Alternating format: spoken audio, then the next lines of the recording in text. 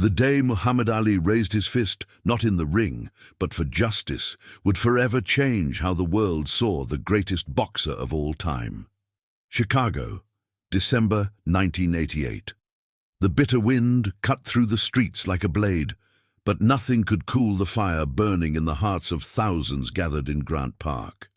The first intifada had been raging for over a year, and the images flooding American television screens showed a David and Goliath story that resonated deeply with communities across the nation.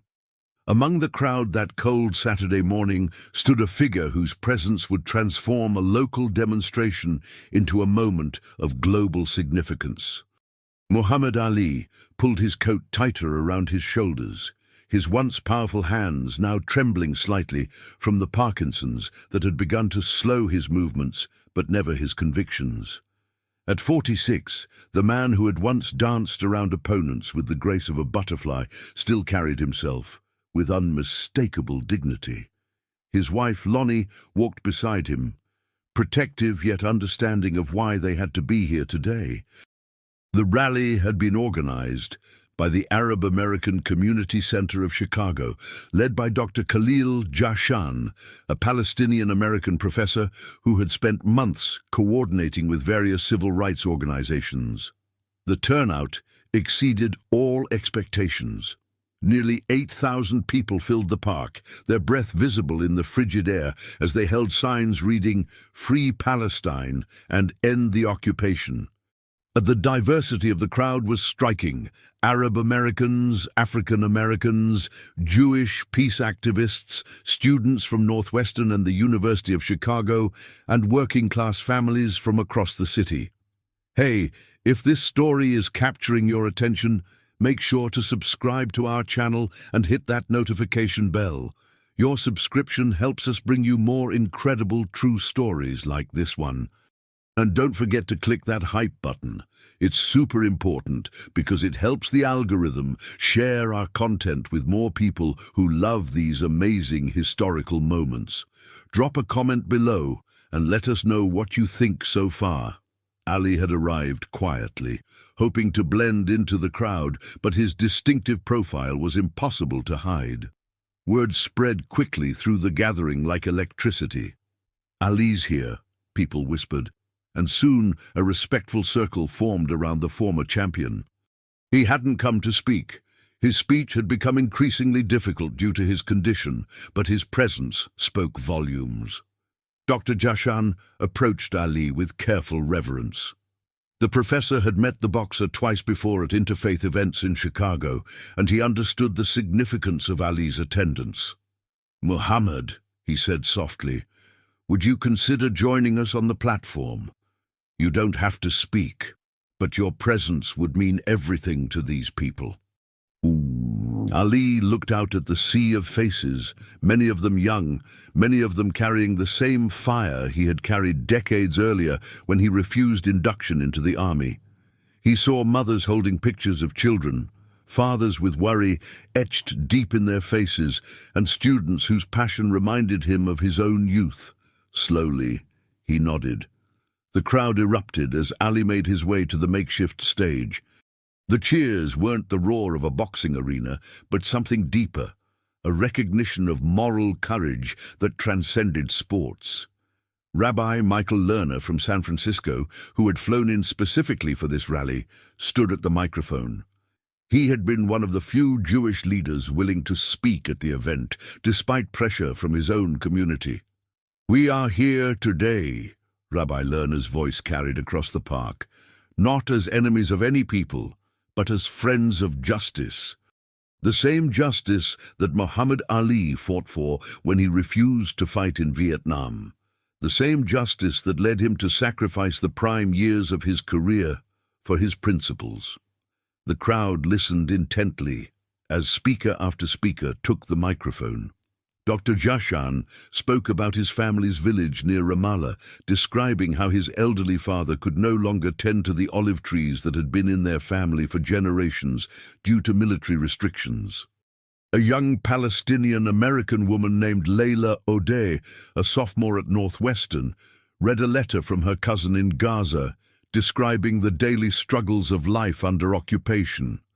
But it was when Imam Warith Din Muhammad, leader of one of the largest Muslim communities in America, took the microphone that the crowd truly came alive.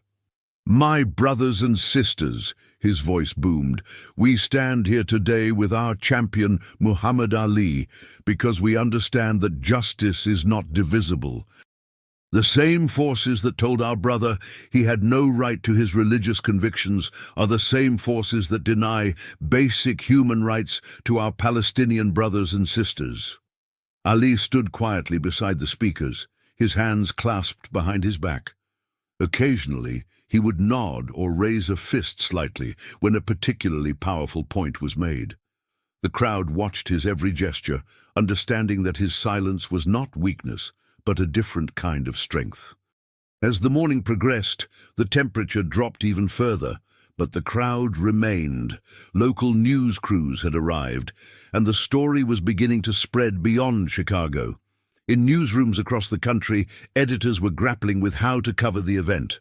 The presence of Muhammad Ali at a pro-Palestinian rally was unprecedented, and the implications were significant. Dr. James Cone, the renowned theologian from Union Seminary in New York, had also traveled to Chicago for the rally. He understood better than most the parallels between the African-American struggle for civil rights and the Palestinian struggle for self-determination. "Muhammad Ali's presence here today," he told a reporter from the Chicago Tribune, "represents the internationalization of the civil rights movement. He's showing us that justice cannot be confined by borders." The crowd began to move in a peaceful march from Grant Park toward the federal building downtown. Ali walked near the front, flanked by organizers and protected by a small group of volunteers who ensured he wasn't overwhelmed by the press or overeager supporters. His steps were measured but determined, each one a statement of solidarity. As they walked through the loop, office workers pressed against windows to catch a glimpse of the procession. Some joined spontaneously, swelling the ranks of marchers. Others watched with curiosity or concern. Chicago in 1988 was a city still grappling with its own racial tensions, and the sight of such a diverse group marching together was both inspiring and challenging to many observers. The march route took them past the Chicago Theater, where Ali had attended the premiere of a documentary about his life just 2 years earlier. The irony wasn't lost on him. Then he had been celebrated as an American hero. Today, he was once again taking a controversial stand that would likely cost him support in some quarters. When they reached the federal building, the crowd gathered for the final speeches of the day. The wind had picked up, making it difficult for speakers to be heard, but the crowd pressed closer, determined not to miss a word. Dr. Jashan took the microphone for the closing remarks. "Today," he said, his voice fighting against the wind, "we have witnessed something extraordinary. We have seen how moral courage transcends all boundaries. Muhammad Ali didn't have to be here today. He could have stayed home, comfortable in his retirement, avoiding controversy. But he chose to stand with us, just as he chose to stand against an unjust war 20 years ago." The crowd erupted in applause, and Ali stepped forward. For a moment it seemed he might speak, but instead he simply raised both fists in the air, not the triumphant gesture of a victorious boxer, but the salute of a man standing in solidarity with the oppressed. The image would be captured by photographers and broadcast around the world, becoming one of the most iconic photographs of the first intifada period. As the rally concluded and the crowd began to disperse, Ali was approached by a young Palestinian-American boy, perhaps 10 years old, who had been watching him throughout the day. The boy's father lifted him up so he could see Ali face to face. "Mr. Ali," the boy said in a small voice, "my teta, my grandmother, she says you're the greatest fighter who ever lived." Ali's eyes, though affected by his condition, still sparkled with warmth. He reached out and gently touched the boy's cheek. "You tell your teta," he said slowly, his words slightly slurred but clear in their intent, that the greatest fight is always for what's right. The moment was witnessed by dozens of people, and word of Ali's response spread quickly through the crowd.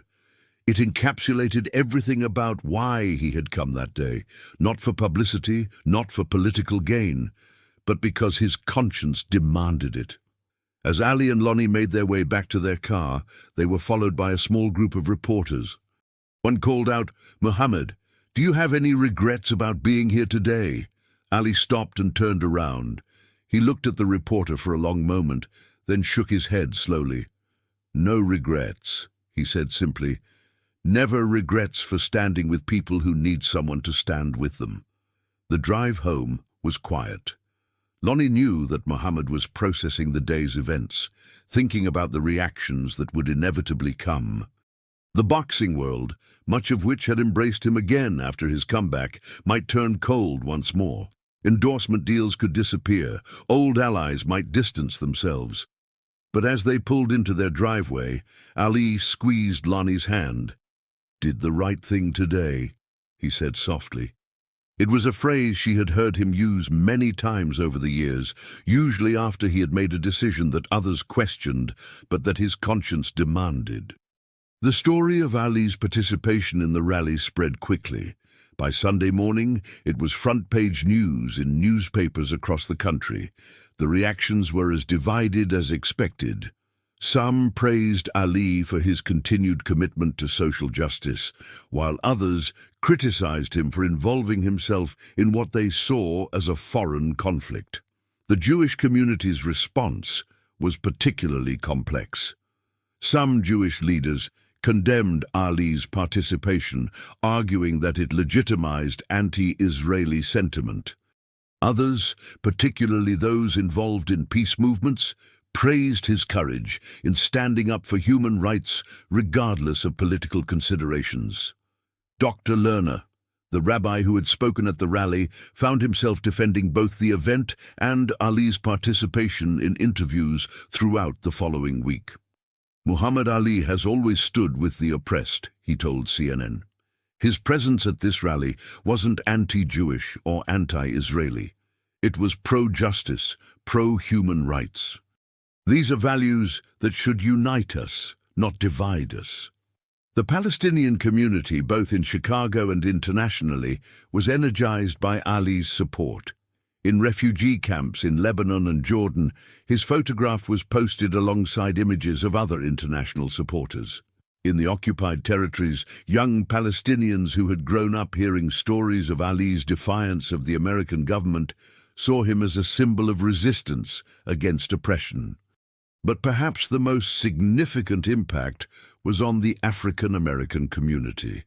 For many, Ali's participation in the rally connected the dots between their own struggle for civil rights and the Palestinian struggle for self-determination. It reinforced the idea that justice was indeed indivisible, that the fight against oppression anywhere was connected to the fight against oppression everywhere. The weeks following the rally saw increased dialogue between African American and Arab American communities in Chicago.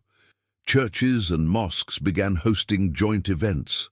Student organizations at local universities started collaborating on social justice initiatives. The seeds planted that cold December day began to grow into lasting relationships and shared activism. For Ali himself, the rally represented a continuation of the principles that had guided his life since his conversion to Islam and his refusal to fight in Vietnam. Age and illness might have slowed his body, but they had not dimmed his commitment to justice.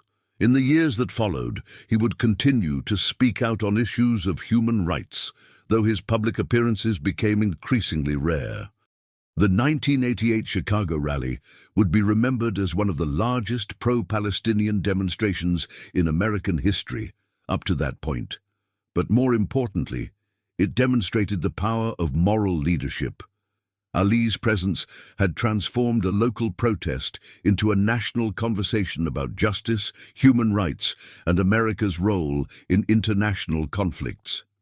As winter gave way to spring in Chicago, the memory of that December day remained vivid for all who had been there.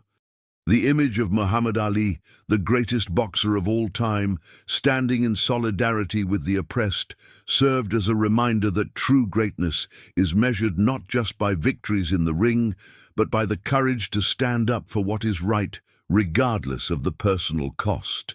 The first intifada would continue for several more years, and the Israeli-Palestinian conflict would remain one of the world's most intractable problems.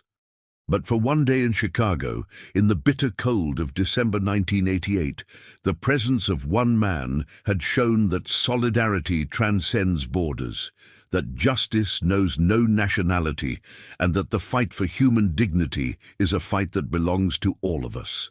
Hey, my friends, help me by subscribing to the channel so we can reach 1,000 subscribers, even if you're watching from your TV or computer. Your subscription makes all the difference, and the algorithm will help you see more amazing stories. Leave a like or an emoji in the comments and be part of this growth.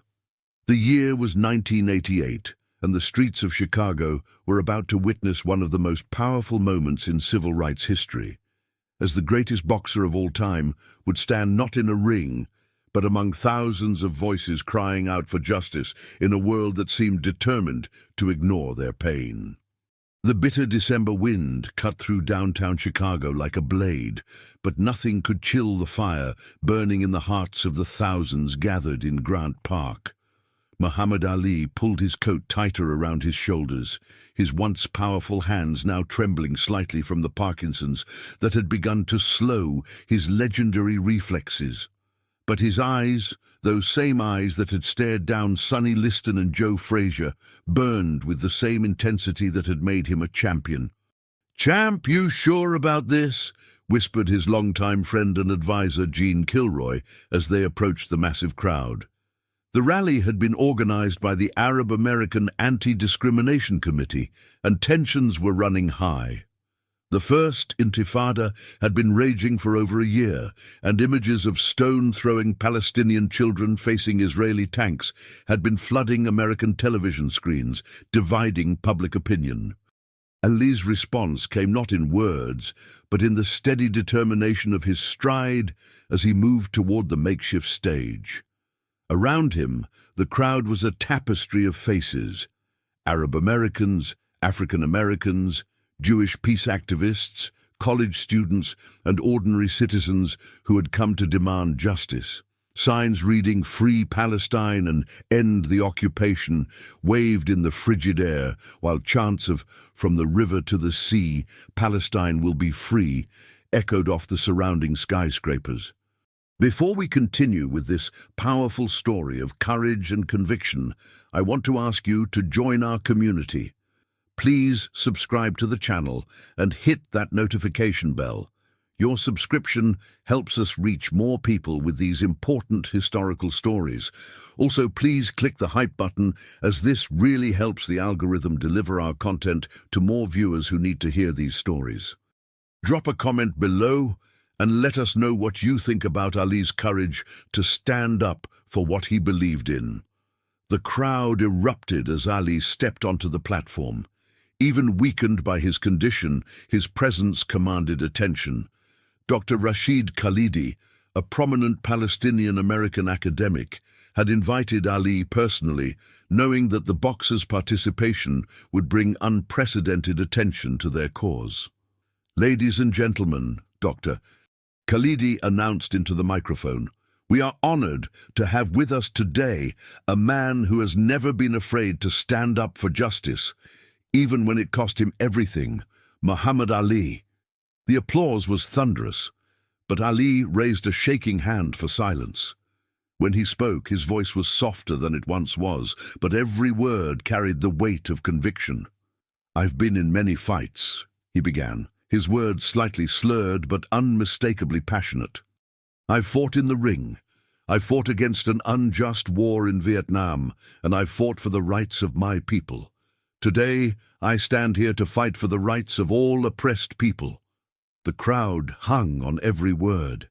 Many had tears in their eyes, remembering how Ali had sacrificed the prime years of his boxing career by refusing to fight in Vietnam, declaring himself a conscientious objector and famously stating, "I ain't got no quarrel with them Viet Cong." Now, at 46, his boxing days long behind him, he was once again putting his reputation on the line for his principles. "When I see those children throwing stones at tanks," Ali continued, his voice growing stronger with emotion, "I see the same courage I saw in the children of Birmingham and Selma. I see young people willing to risk everything for freedom, for dignity, for the right to exist in their own land." The wind whipped around the platform, but the crowd pressed closer, desperate to hear every word. Rabbi Michael Lerner, editor of Tikkun magazine and one of the few prominent Jewish voices supporting Palestinian rights at the time, stepped forward to embrace Ali. "Muhammad," he said into the microphone, "your presence here today shows that the fight for justice knows no boundaries of race or religion.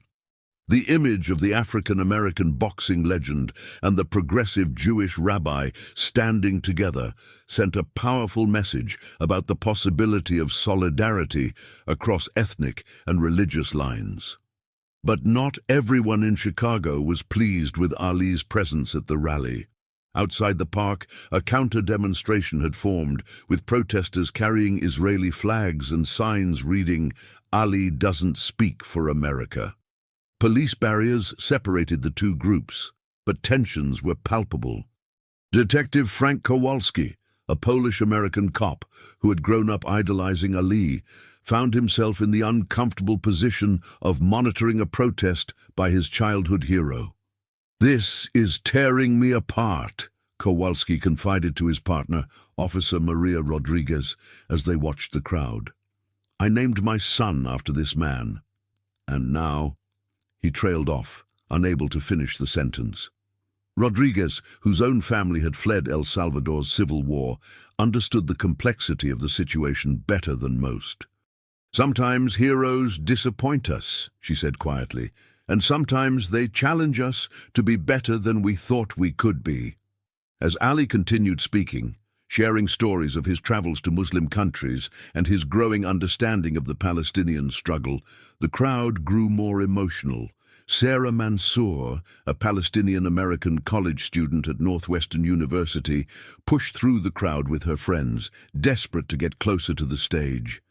Her family had fled Palestine in 1948, and she had grown up hearing stories of the olive groves and stone houses they had left behind. "My grandmother always told me that one day someone with a voice loud enough would speak our truth to the world," Sarah whispered to her friend Jennifer, an African-American student who had come to support her roommate. "I never imagined it would be Muhammad Ali." Jennifer squeezed her friend's hand, understanding the significance of this moment. As an African-American, she knew the power of having someone with Ali's stature validate your struggle. The boxer's speech took an unexpected turn when he began talking about his own spiritual journey. "When I converted to Islam," he said, his voice carrying across the silent crowd, "I learned that all believers are brothers and sisters. The Quran teaches us that to kill one innocent person is like killing all of humanity, and to save one innocent person is like saving all of humanity. What I see happening in Palestine breaks this fundamental law of God." The religious dimension of Ali's argument resonated deeply with many in the crowd, but it also made some uncomfortable. Father Thomas Murphy, an Irish Catholic priest who had come to observe the rally, found himself conflicted. He had always admired Ali's courage, but the boxer's words about Islam and Palestine challenged his own understanding of the Middle East conflict, which had been shaped largely by his church's support for Israel. As the afternoon wore on, the crowd began to march through downtown Chicago. Ali, despite his physical limitations, insisted on walking with the protesters. The sight of the former heavyweight champion slowly making his way down Michigan Avenue, surrounded by thousands of supporters, created one of the most powerful images of the civil rights era. News cameras captured every step, knowing they were witnessing history. The march route took them past the Chicago Tribune building, where editorial writers had been critical of the Palestinian cause. It continued past the Federal Building, where protesters hoped to influence U.S. foreign policy, and ended at the Islamic Cultural Center, where Ali was scheduled to speak again to a smaller, more intimate gathering. Inside the Cultural Center, the atmosphere was electric. The room was packed with Arab Americans, African American Muslims, and supporters from various backgrounds. Imam Abdullah Rashid, the center's spiritual leader, introduced Ali with tears in his eyes. "Today," he said, "we have witnessed a man of courage stand with us in our darkest hour. Brother Muhammad has shown us that the fight for justice is universal." Ali's second speech of the day was more personal, more intimate. He spoke about his own experiences with discrimination, about being stripped of his boxing titles for refusing to fight in Vietnam, and about the parallels he saw between the African-American struggle for civil rights and the Palestinian struggle for self-determination. "They called me a traitor when I wouldn't go to Vietnam," he said, his voice barely above a whisper but carrying clearly in the hushed room. "They said I was unpatriotic, that I hated America. But I love America enough to want it to be better, to want it to stand on the right side of history." The crowd in the Cultural Center was deeply moved. Many were immigrants or first-generation Americans who had struggled with questions of loyalty and belonging. Ali's words gave them permission to love their adopted country while still criticizing its policies, to be patriotic while still standing with the oppressed. As evening fell over Chicago, Ali prepared to leave the Cultural Center. The day had taken a toll on his already weakened body, but his spirit seemed energized by the experience. As he made his way to the exit, he was approached by Ahmad Nasser, a Palestinian refugee who had arrived in Chicago just 5 years earlier after fleeing Lebanon during the Israeli invasion. "Mr. Ali," Ahmad said, his English heavily accented but his emotion clear, "my son was born here in America. Today, because of what you did, I can tell him that even in this country there are people who will stand up for justice. You have given me hope." Ali embraced the man, and for a moment the two stood together in silence, understanding passing between them without words. The impact of Ali's participation in the rally extended far beyond that December day in Chicago. News of his appearance spread quickly through Arab American communities across the country, energizing activists and giving them a powerful symbol of solidarity. But it also generated significant backlash. Conservative commentators questioned Ali's patriotism once again, and some of his longtime supporters felt betrayed by his stance on such a controversial issue. The controversy followed Ali for months. Speaking engagements were cancelled, and some corporate sponsors distanced themselves from the former champion. But Ali seemed unfazed by the criticism. In interviews following the rally, he consistently defended his position, arguing that standing with the oppressed was not only his right, but his obligation as a Muslim and as a human being. The rally also had a profound impact on the broader civil rights community. Some African-American leaders, including Jesse Jackson, publicly supported Ali's stance, drawing connections between the Palestinian struggle and the ongoing fight for racial justice in America. Others, however, were more cautious, concerned about alienating Jewish supporters of the civil rights movement. Dr. Khalidi later reflected on the significance of Ali's participation. Muhammad Ali's presence at that rally was a watershed moment for the Palestinian solidarity movement in America. Here was someone who couldn't be dismissed or marginalized, someone whose courage was unquestioned, standing with us. It changed the conversation. True. For Sarah Mansour, the Northwestern student who had pushed through the crowd to hear Ali speak, the day became a turning point in her own activism.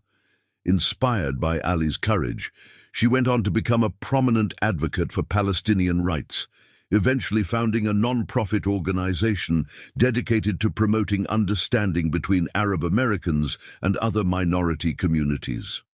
The ripple effects of that December day in 1988 continued to spread through Chicago's diverse communities.